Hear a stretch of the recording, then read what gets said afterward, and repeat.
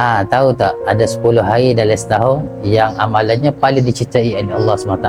Bila tu? 10 awal Zulhijjah. Inilah masanya setiap ringgit yang kita infakkan, yang mana ganjarannya tidak terhitung nilai. Dah 3 tahun mereka sabar menanti.